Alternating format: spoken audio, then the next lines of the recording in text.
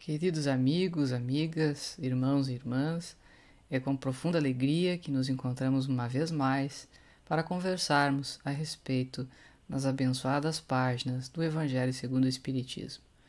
Neste instante, gostaríamos de aproveitar para convidá-los a buscar nesse momento, na intimidade do lar ou onde estivermos, a conexão com o alto, rogando ao Pai e Criador que nesse instante possa derramar sobre nós bálsamos consoladores que ajudem a restaurar a nossa saúde física e espiritual, para a manutenção da harmonia, do bem-estar, que sabemos repousam sobre a nossa responsabilidade, mas jamais abrimos mão de receber a ajuda do alto, para que possamos dar conta dos compromissos que assumimos neste plano da vida.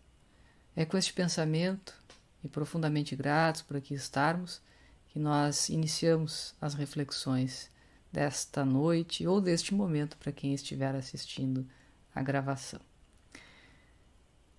Meus amigos e minhas amigas, nós vamos conversar um pouquinho hoje sobre uma passagem do Evangelho que Kardec aproveita para tecer comentários no capítulo 11 do Evangelho segundo o Espiritismo, nos itens de 5 a 7, cujo título é Dai a César o que é de César. É sempre importante que antes de iniciarmos um estudo de uma passagem, porque esse é um hábito comum para nós espíritas, nós pegamos o Evangelho segundo o Espiritismo, abrimos aleatoriamente, fazemos uma leitura, o que normalmente nos diz muito, é bastante tocante para o momento que nós estamos vivendo. Nós costumamos dizer, parece que isso foi escrito para mim nesse momento. Porque todo o Evangelho é um repositório de conhecimentos, de amparo profundo para os momentos difíceis que nós vivemos, independente dos momentos, das etapas da vida que nós estejamos vivenciando. Então é natural nós pensarmos assim. Mas também é importante nos acostumarmos, ao fazermos essa leitura ou a abertura do livro de forma aleatória, dar uma olhadinha em que capítulo da obra nós estamos. Porque o capítulo ele já nos dá um direcionamento, ele já nos ajuda a entender sobre o que o tema, sobre o que o assunto trata. E o capítulo 11 do Evangelho segundo o Espiritismo tem o título que diz o seguinte: amar o próximo como a si mesmo. Então eu já sei, de antemão, que os itens 5 a 7, dai a César o que é de César, tratam do amor ao próximo como a si mesmo. E a gente pode se perguntar, mas o que será que tem a ver uma coisa com a outra? Para quem já conhece a passagem, isso pode parecer até estranho.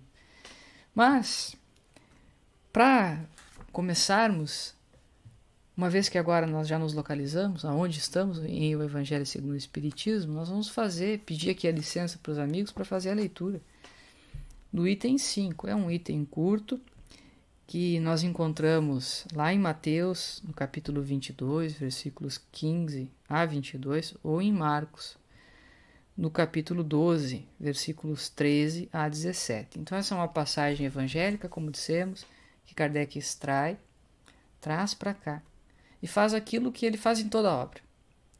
Analisa o Evangelho segundo o Espiritismo. O que o Espiritismo tem a dizer sobre esta passagem do Evangelho, com esta chave de entendimento, como se nós tivéssemos ali um segredo, nós tivéssemos ali uma chave que vai abrir uma porta, que vai abrir um armário. Essa chave, este segredo é o conhecimento do Espiritismo. E agora eu uso ele, esse código que eu vou digitar lá para poder abrir aquela porta, ou aquela chave que eu vou usar para abrir a porta que é o Evangelho. Então o Evangelho se torna inteligível na medida em que eu compreendo o Espiritismo. É evidente, meus amigos, que as interpretações trazidas por Kardec, à luz do Espiritismo, nos desafiam. Nos desafiam a compreensão e ainda mais o nosso dever de coerência de colocá-las em prática. Mas vamos lá. O item 5 diz assim: os fariseus, tendo se retirado, entenderam-se entre si para comprometê-lo com as suas próprias palavras. Mandaram então seus discípulos, em companhia dos herodianos, dizer-lhe: Mestre, sabemos que és verdadeiro e que ensinas o caminho de Deus pela verdade, sem levares em conta a quem quer que seja porque nos homens não considera as pessoas. Dize-nos, pois, qual a tua opinião sobre isto? É-nos permitido pagar ou deixar de pagar a César o tributo? Lembrando César, o imperador romano, ou o título do imperador romano do momento. Jesus, porém, que ele conhecia a malícia, respondeu: Hipócritas, por que me tentais? Apresentai-me uma das moedas que se dão em pagamento do tributo. E tendo-lhe eles apresentado 1 denário, perguntou Jesus: De quem são esta imagem e esta inscrição? De César, responderam eles. Então observou-lhes Jesus: Dai, pois, a César o que é de César, e a Deus o que é de Deus. Ouvindo falar dessa maneira, admiraram-se eles da sua resposta e, deixando-o, se retiraram. Então vejam o raciocínio claro, a beleza da construção da resposta, em que ele busca, numa figura simples, numa coisa palpável, uma moeda, um ensinamento profundo que nós vamos ter oportunidade de compreender sobre outros ângulos. Porque nós já entendemos, isso é importante, ou estamos compreendendo, que ao estudar o Espiritismo nós estamos dialogando com a realidade moral do ser. E falar da realidade moral do ser não é falar de moralismo, não é apenas um conjunto de regras de como proceder em sociedade, para que os outros vejam. A palavra moral aqui tem um sentido um pouco diferente. Na doutrina espírita, a palavra moral muitas vezes é utilizada no sentido ou na oposição àquilo que é material. Então existe a vida material, a do homem ou da mulher, do ser humano encarnado, tanto quanto a vida moral, que é a do espírito, também chamada de vida espiritual. Então vejam, moral tem um sentido de ser o contrário daquilo que é material. E a doutrina espírita, por excelência ou por essência, ela trata da lei moral, da vida moral, das questões morais, ou seja, do espírito, da vida espiritual. Se nós estamos falando, dialogando, compreendendo a vida espiritual, fica estranho para nós ouvirmos uma passagem em que se fala sobre pagamento de impostos. E é importante nós compreendermos esses aspectos. Aqui existem duas chaves de entendimento que nós precisamos considerar. Primeiro, nem todo ensinamento que usa figuras ou propriamente coisas materiais para serem utilizados de forma pedagógica, didática, estão nos ensinando alguma coisa sobre aquilo. Aquilo é apenas um recurso didático. Ao usar a moeda, Jesus não está falando sobre pagamento de impostos somente. Ele vai além. Ele também fala, ele também dialoga com as questões morais do espírito imortal. Que para nós nesse momento pode parecer distante, que não tem uma relação, mas já já a gente vai entender que sim, essa relação existe. Mas também existe um outro entendimento. Que o ser espiritual que nós somos, o espírito imortal que somos, ele não é um ser espiritual que só existe na espiritualidade, ou no mundo dos espíritos. Nós somos espíritos imortais, encarnados ou desencarnados, no corpo, na matéria e fora dela. Então, o agir moral, o agir do ser espiritual, ele serve tanto para o momento em que ele está encarnado, quanto para o momento em que ele está desencarnado. Porque se eu estou submetido, sujeito a leis, a costumes da minha época, eu também preciso observar se essas leis e costumes estão sendo respeitados, considerados de alguma forma na minha conduta.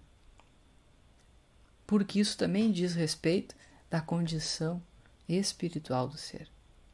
Então, a forma como eu me porto no mundo, a forma como eu atuo, como eu me expresso, como eu convivo no dia a dia, nos meus compromissos, na sociedade, na família, é também aquilo que eu sou como espírito imortal. Então não preciso esperar a desencarnação para me preocupar com as questões do espírito, porque as questões do espírito estão na fila do banco, no supermercado, nas questões domésticas do lar, no convívio com a família. Porque o espírito imortal, ele transcende ao compromisso, à atividade que ele está realizando naquele momento. Ele continua sendo espírito imortal. Então, falar de pagamento de impostos e cumprimento da lei humana é alguma coisa que o espírita também precisa se preocupar.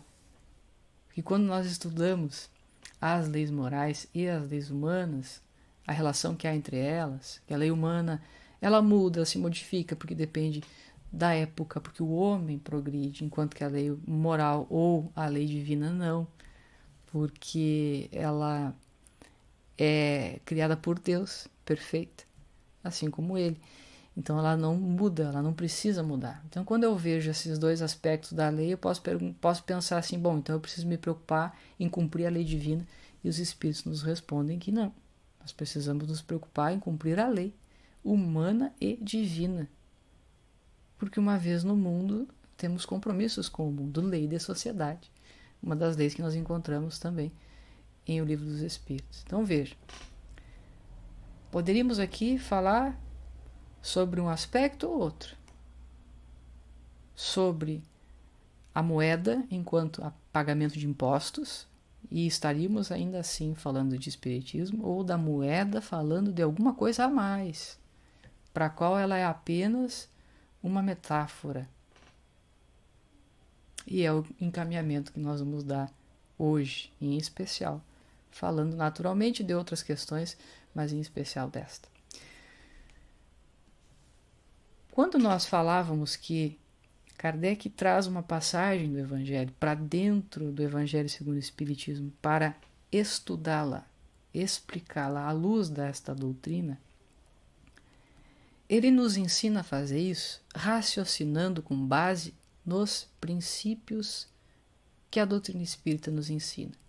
Então ele vai nos ensinar a fazer uma coisa que é fundamental: ir para além do texto e compreender o contexto, para além das palavras, da letra que mata, como diria Paulo, para o espírito que vivifica. Ou seja, a gente sai daquela leitura literal, do que está escrito exatamente como está escrito, e passa a entender o que quer dizer aquilo. Esse esforço de compreensão é muito comum para os nossos irmãos que operam no direito. Porque às vezes as leis elas estão escritas de uma forma que não fica muito claro, ou fica aquela brecha que pode ser interpretada por um lado ou por outro. E quem estuda a lei, ou que tem que manter a harmonia das leis, vai buscar na origem o que será que o legislador, aquele que escreveu a lei, estava pensando, qual era a intencionalidade por trás dessa lei, para tentar dirimir as dúvidas e resolver os problemas que, numa leitura apenas literal do que está escrito como está escrito, passaria batido. Então Kardec nos ensina a fazer uma leitura do Evangelho em que a gente não vai apenas ler o texto, a gente vai ler o texto, vai ver o contexto, vai pensar em princípios que dialoguem com isso, e a partir daí nós vamos ter conclusões mais profundas. Isso é o que nos garante um dos aspectos que a doutrina espírita possui de fé raciocinada, que nem sempre fica muito claro, mas o que é uma fé raciocinada? Fé é fé, razão é razão. E aqui está o ponto. Porque mesmo em se tratando de questões de fé, eu não abro mão da razão. Então, ao buscar o espírito que está na letra, e não apenas uma leitura literal, palavra por palavra, eu estou usando a razão para viver a minha fé, e não aceitando isso de forma dogmática, porque está escrito e tem que ser assim. Isso precisa fazer sentido dentro da minha razão, dentro do meu pensamento, para ver se eu aceito, se eu compreendo. Porque a grande mudança que nós vamos conseguir fazer na nossa vida depende disso. Se eu não estou fazendo uma adesão por princípio, se eu não estou aceitando intimamente para mim, na primeira oportunidade eu me livro daquilo. Enquanto os outros não estiverem olhando, eu faço diferente. Então eu tenho um comportamento no meu espaço religioso, mas em casa o meu comportamento é diferente. Os outros não estão vendo, eu não aderi por princípios, eu só estou agindo conforme o grupo. E aí Kardec, ele traz no item 7 dessa passagem que nós estamos estudando, capítulo 11 do Evangelho segundo o Espiritismo, dos itens 5 a 7, no item 7, ele vai dizer então que, como em todos os ensinos de Jesus, trata-se, isso que nós lemos, dai a César o que é de César, de um princípio geral, resumido sob forma prática e usual, e deduzido de uma circunstância particular. Ou seja, ele sai de um fato particular, de uma circunstância prática e usual do dia a dia, que é pagar os impostos, mas a partir dali ele tira um princípio, alguma coisa que é muito maior do que isso, que dá origem a isso, um princípio geral. O princípio geral é tudo aquilo que eu consigo deduzir várias e várias coisas a partir dele. Então eu pego uma dessas coisas, como por exemplo, pagar os impostos, dar a César o que é de César, eu vou buscar a raiz, de onde que ele veio. Esse é o princípio, a origem, aonde ele veio. Esse princípio. Então, Kardec diz o seguinte: esse princípio é consequente daquele segundo o qual devemos proceder para com os outros como gostaríamos que os outros procedessem conosco. Vejam a beleza. E aí a gente já começa a ver, bom, mas isso não tem necessariamente a ver com pagar impostos. Não tem necessariamente a ver com dinheiro. Também pode, mas é muito mais. Nós descemos ou subimos ao princípio e encontramos alguma coisa mais geral, que vai além, muito mais profunda. Dai a César o que é de César significa dizer: faça ao outro o que gostaria que o outro lhe fizesse. Proceder para com os outros como gostaríamos que os outros procedessem conosco. É disso que a passagem está falando. Essa chave de entendimento é toda a moral, porque fala do espírito imortal, para o espírito imortal. Independe de estar encarnado ou desencarnado, de estar falando de dinheiro ou não. Fazer ao outro o que gostaria que o outro lhe fizesse é um aspecto da vida moral, que pode ser alcançada nas relações, numa fala, num diálogo, na forma como eu expresso apreço ou carinho. Não tem necessariamente a ver com pagar alguma coisa de ordem material. Kardec vai além, diz o seguinte: ele condena todo o prejuízo material e moral que se possa causar a outrem, toda a violação de seus interesses. Então eu começo a me preocupar que eu preciso estar atento à forma como eu me relaciono em sociedade, se eu estou causando ou não prejuízo a outrem, ou se a minha atitude ela não causa mal, ela não dá origem ao prejuízo de terceiros. Porque toda forma de prejuízo é uma forma de desprezo. Eu desprezo o outro ou o que o outro faz. Eu desrespeito o outro ou o que o outro faz, causando-lhe algum tipo de prejuízo. Como eu respeito o outro, então eu vou fazer de tudo para cumprir, mesmo os aspectos materiais da vida, com o respeito aos direitos que o outro tem. Precisa de sofismas aqui, para a gente ficar tentando se esquivar de compromissos que são facilmente explicados naquela máxima que nós ouvimos desde criança: não é teu, devolve para o dono. Parece simples. E é realmente simples, mas é a simplicidade que se torna muitas vezes difícil de ser seguida, respeitada, porque nós complicamos as coisas, mas é simples assim. Respeita o direito do outro. Não causa prejuízo ao outro. Dá a César o que é de César. Vai além, Kardec comenta: prescreve o respeito aos direitos de cada um, como cada um deseja que se respeitem os seus. Eu sei que eu tenho direitos e eu quero vê-los respeitados. Mas a garantia que eu tenho disso na vida em sociedade é o próprio ordenamento jurídico, é a própria estrutura institucional da sociedade que eu vivo. Se um direito meu não é respeitado, eu procuro os direitos, a gente costuma dizer assim, através da justiça, através dos órgãos de polícia. E ainda é necessário que seja assim, mas eu estou olhando para a vida do homem material, do ser humano que transita pelo mundo. Do ponto de vista moral, existe a lei divina que estabelece e que mantém o equilíbrio, mas nós esperamos que em algum momento lei humana e lei divina consigam andar a par e passo, e isso só vai ser possível no momento que eu seja o próprio juiz e a própria polícia. E aqui eu não estou dizendo que nós vamos nos tornar justiceiros, não é isso, de forma alguma. É a minha própria consciência que vai balizar o respeito aos direitos do outro. Porque eu sei que é certo. Porque eu sei que eu quero ver o meu direito respeitado, então eu respeito do outro, eu não preciso que ninguém me diga isso.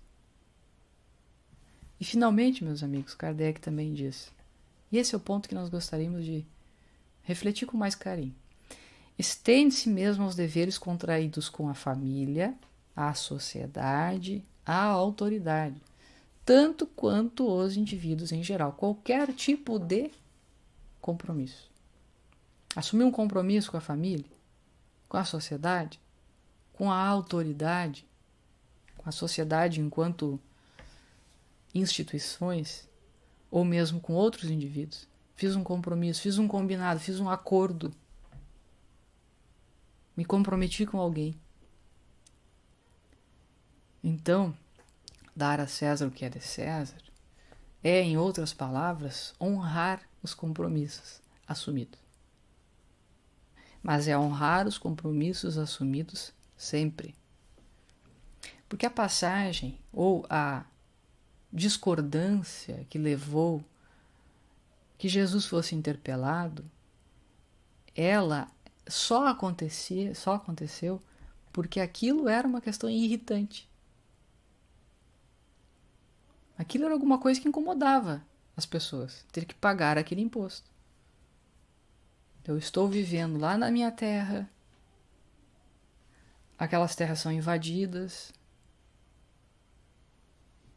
aquele outro povo toma conta daquele espaço e agora eu ainda preciso pagar imposto para eles. Então isso parecia uma questão extremamente injusta.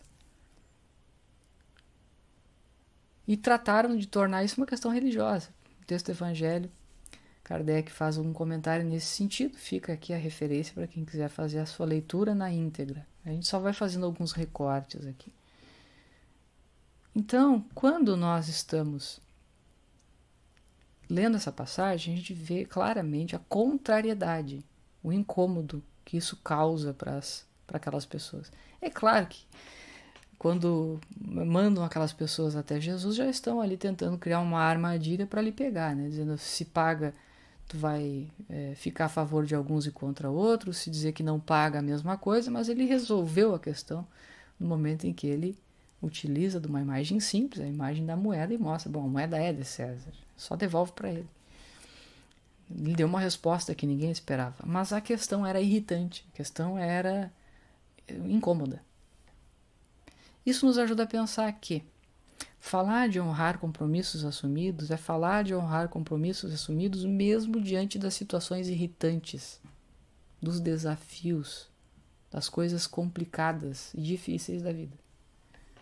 Porque é muito fácil assumir um compromisso quando as coisas estão indo muito bem e manter o compromisso, porque via de regra nós assumimos compromissos com os quais nós temos algum ganho. Dificilmente nós nos comprometemos com alguma coisa que nós não vislumbramos nenhum benefício. Por mais altruístas que nós possamos ser, normalmente nós buscamos relações, compromissos, comprometimentos em que nós damos sim alguma coisa, mas também recebemos em troca. E não há nada de errado nisso. É que às vezes a gente não ganha tudo que a gente gostaria, não no tempo que nós gostaríamos. Aí vem a frustração. E com a frustração eu vou fugindo do compromisso. Até me liberar totalmente daquele compromisso. Eu faço um compromisso, as coisas não aconteceram como eu queria. E aí eu digo, bom, não quero mais. E aí eu deixo alguém na mão. Aí eu deixo uma coletividade na mão.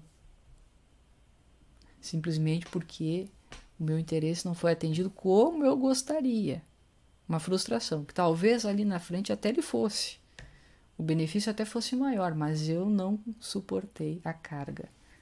Diante da situação irritante, diante do desafio, eu me evado do compromisso.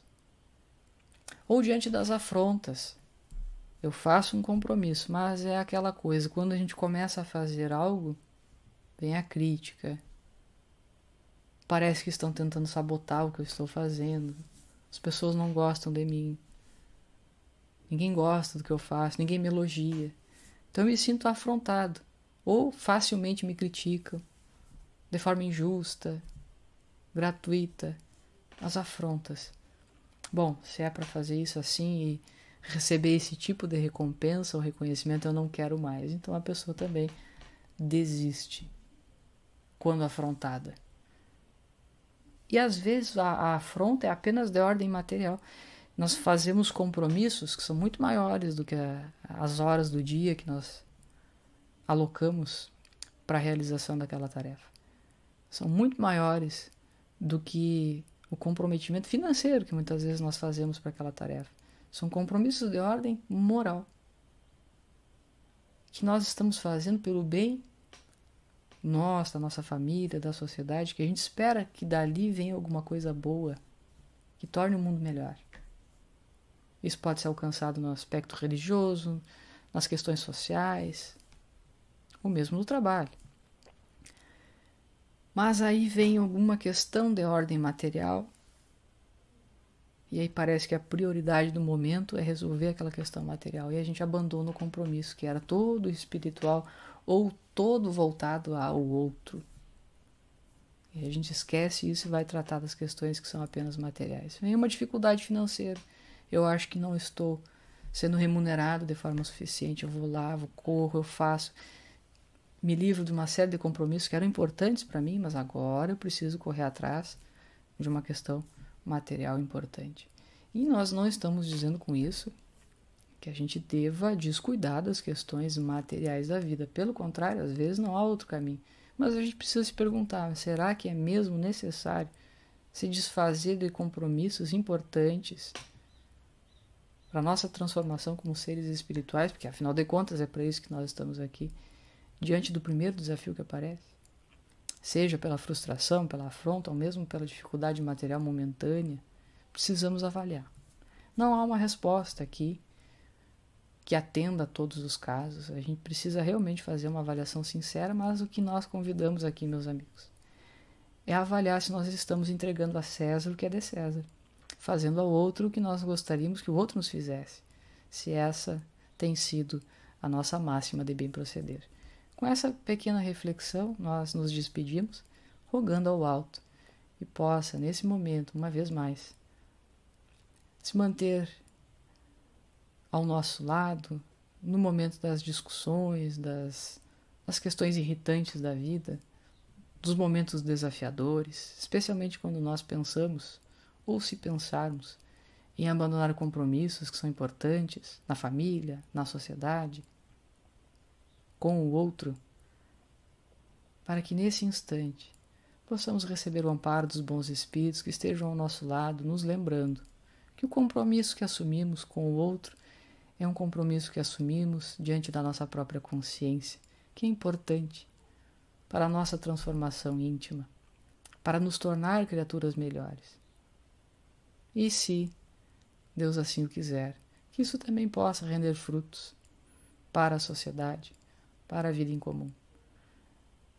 Agradecemos uma vez mais a paciência dos amigos e esperamos nos rever em breve. Um até logo e que Jesus permaneça conosco hoje e sempre.